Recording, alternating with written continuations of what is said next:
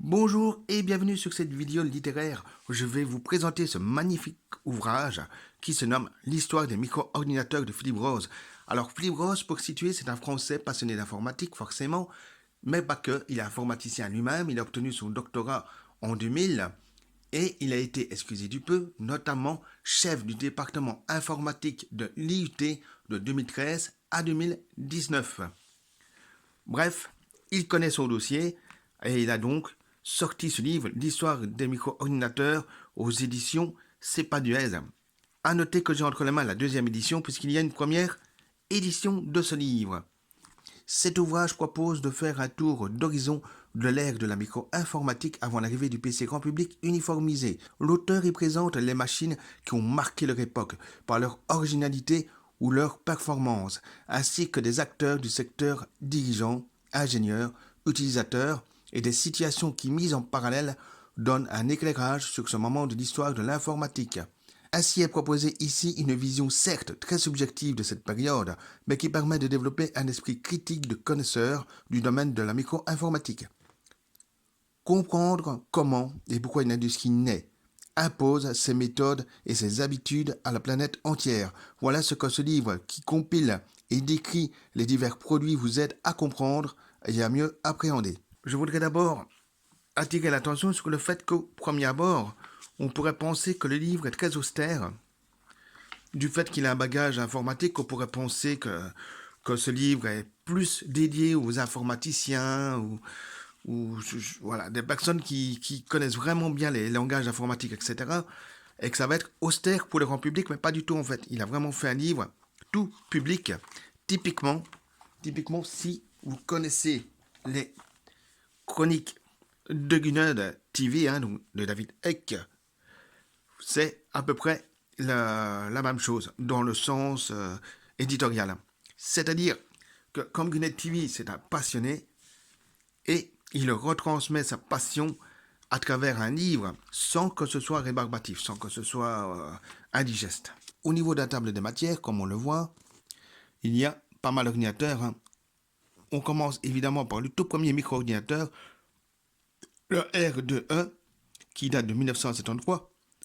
On a les Apple, les Texas Instruments, Commodore, Sinclair, on a Maria, Amstrad, Atari, Tandy, Excel Vision, avec son fameux Exil 100.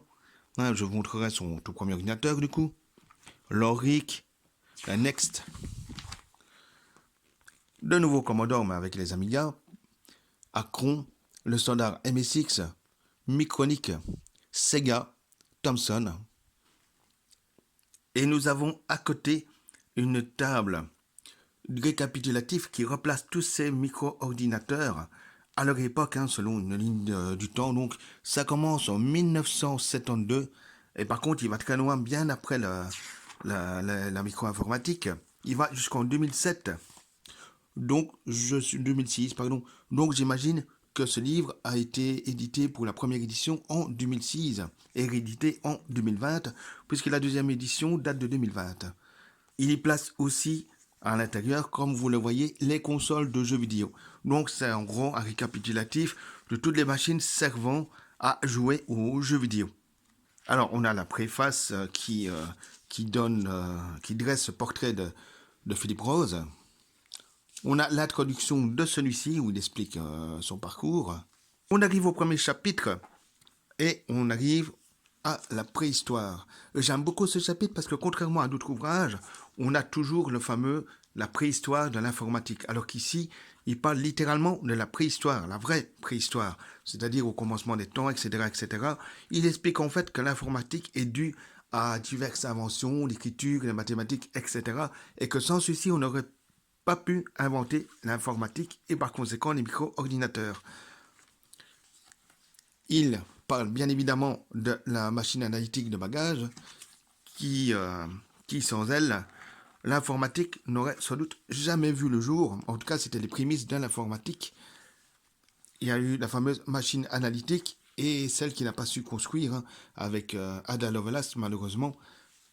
J'ai fait une vidéo là-dessus. Alors, on commence par le premier micro-ordinateur de l'histoire, le R2E qui date de 1973. Et Cocorico, le premier micro-ordinateur est français. Contrairement à ce que l'on pourrait penser, ce n'est pas américain, c'est français. Il a été suivi de peu par un autre micro-ordinateur. Alors, on a aussi les Alpes. Les Alpes.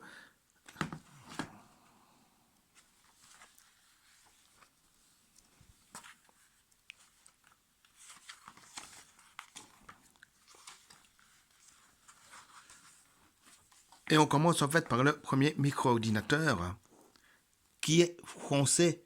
C'est de Micrel.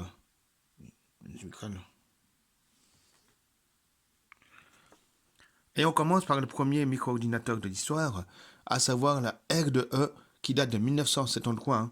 Ça ne ressemble pas du tout à un micro-ordinateur tel qu'on le conçoit. Ça ne ressemble pas du tout à un ASCAM CPC ou un Commodore 64 par exemple. C'est normal. Ensuite, nous avons les Apple avec différents modèles de machines. Les fiches techniques.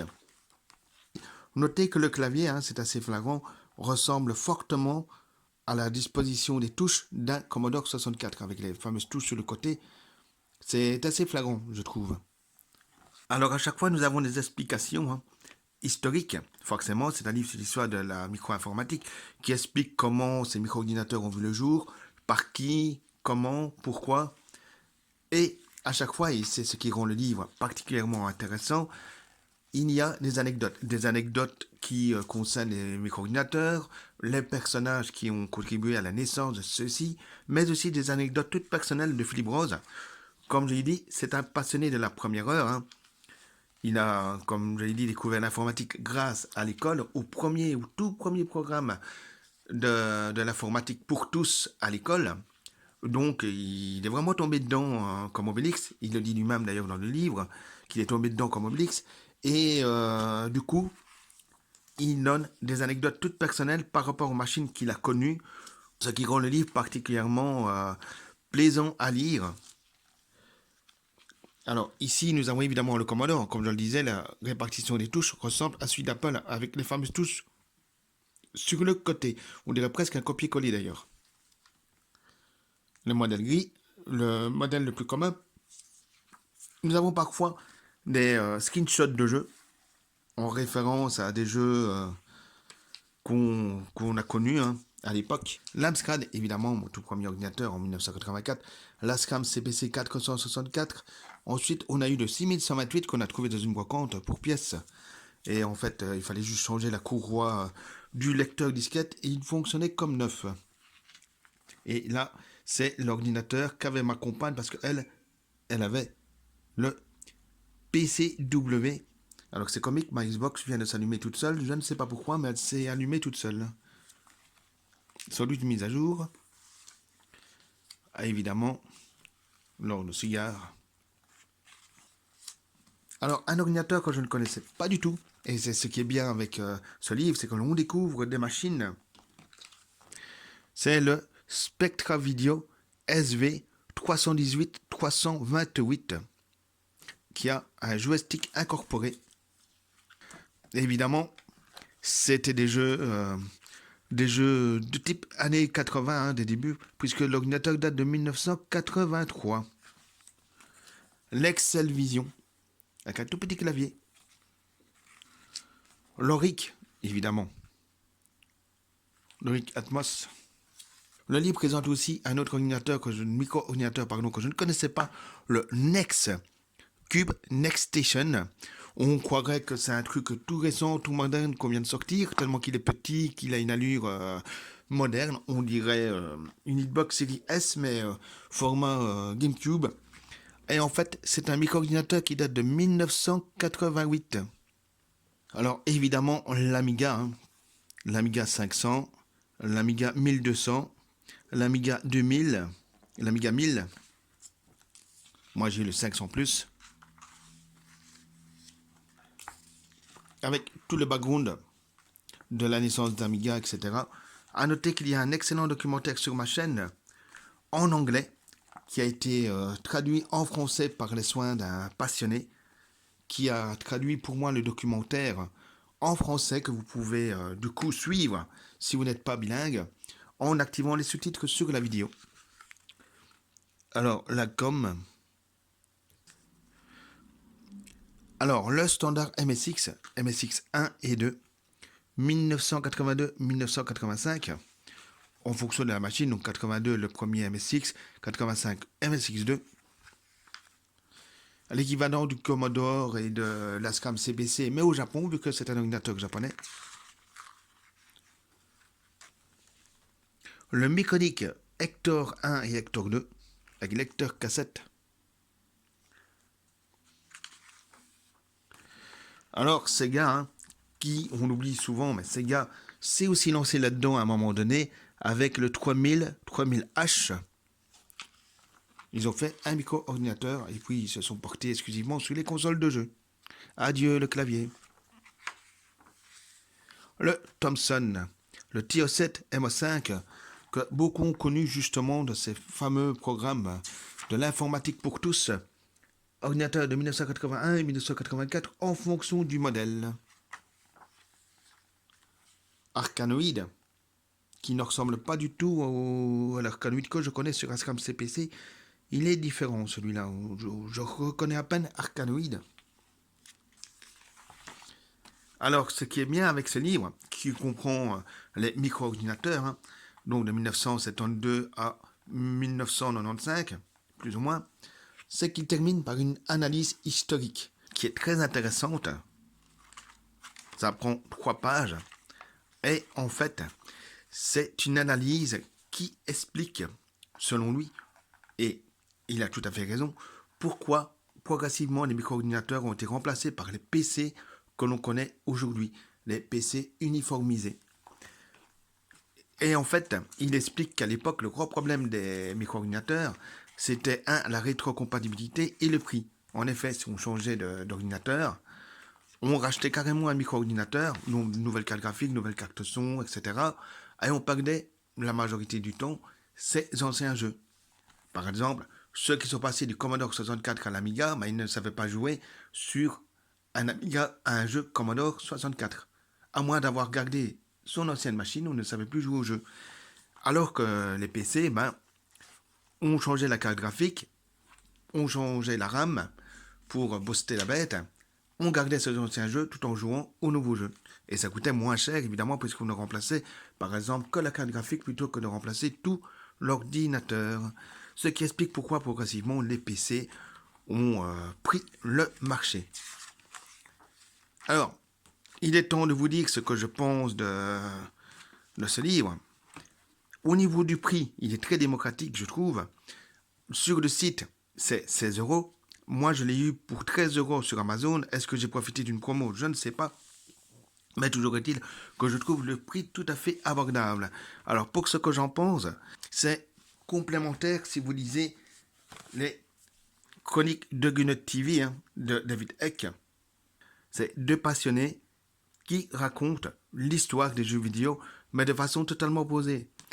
Gunnet, lui, il s'occupe des consoles de jeux vidéo maudites et autres systèmes d'amener, donc les échecs commerciaux, alors que Philippe Ross, lui, met plutôt en avant ce qui a fonctionné, ce qui a marché au niveau des micro-ordinateurs et des jeux.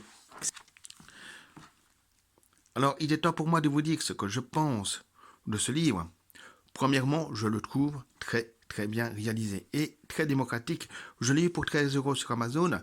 J'ai vérifié sur le site de l'éditeur. Donc, CP2S, il est à 16 €. Est-ce que je l'ai eu en promo à un moment donné sur Amazon? C'est possible. Toujours est-il que vous pouvez le commander sur le site ou sur Amazon ou tout simplement le commander dans une librairie. Et franchement, je le trouve très bien fait. Alors non seulement on a un historique complet des machines de l'époque, mais en plus de cela, du fait qu'il est informaticien et qu'il a vécu l'époque, c'est vraiment un vrai passionné, on a vraiment des anecdotes de lui. Et à chaque fois qu'il explique quelque chose, ça transpire la passion, vraiment.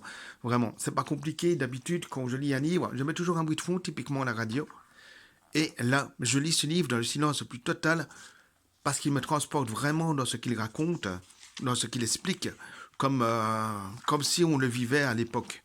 Comme si on était là, sur place, au moment où les ordinateurs sortaient, au moment où il vous transporte vraiment dans cette époque-là qu'il a bien connue, et ça se ressent. Bref, pour résumer, c'est un livre qui raconte l'histoire de la micro-informatique, hein, évidemment.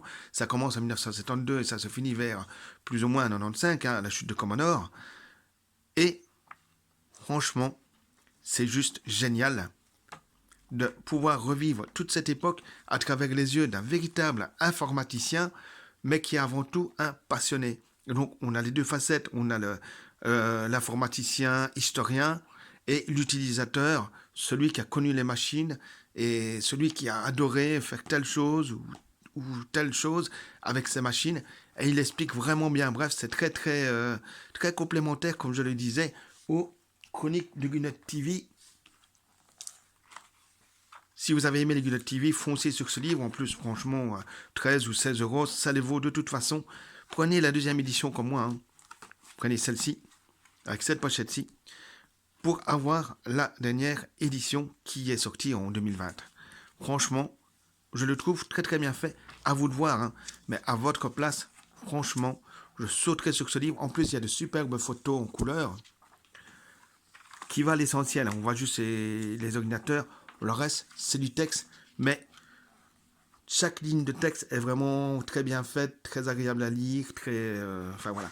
Je vous le conseille fortement si vous êtes un passionné par l'informatique et la micro-informatique. Si vous voulez revivre l'époque que vous avez vécue quand vous étiez enfant, ce livre, franchement, fait très bien le taf. C'est une vraie Madeleine de Proust de le lire. Et en plus, on apprend beaucoup de choses. Si vous voulez revoir votre enfance, redécouvrir votre enfance, comme c'est le cas avec la SCAM CPC pour moi, foncez. On a par exemple ici un explicatif de pourquoi Amstrad, qui faisait des chaînes IFI et des magnétoscopes, s'est lancé dans la micro-informatique, leur stratégie, marketing, etc. Et des compléments d'information plutôt intéressants. Par exemple, on le sait bien, Amstrad a essayé de faire à l'économe en prenant des microprocesseurs efficaces mais communs. Donc, du coup, c'était pas innovant pour l'époque, mais c'était très efficace et surtout à un prix qui cassait tout. Et d'un autre côté, ils sont sortis des standards, par exemple, avec leur lecteur de disquette qui était hors norme par rapport à l'époque et qui, du coup, tranche radicalement avec la stratégie d'Amstrad qui était de sortir un ordinateur tout en un, facile d'utilisation, mais basique. Alors que non, justement, le lecteur de disquette n'a rien de basique, il n'y a que Amstrad qui a utilisé ce format-là. Bref, on apprend pas mal de choses dans ce bouquin que je vous conseille fortement. Voilà, c'est aux éditions C'est pas du aise.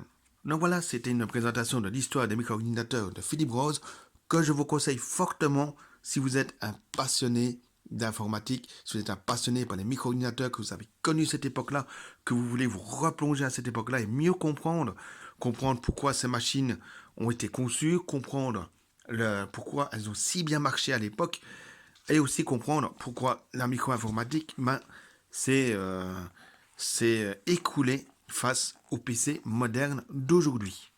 Je reviendrai très prochainement avec d'autres magazines et d'autres livres sur les jeux vidéo et l'informatique. Et je vous souhaite une bonne lecture si vous décidez de vous le procurer. En tout cas, moi, je vous le conseille. Prenez bien la deuxième édition, hein, c'est la plus récente, qui date de 2000. C'était Tarodius pour Passion Jeux Vidéo TV. Je vous dis à bientôt, portez-vous bien et à la prochaine.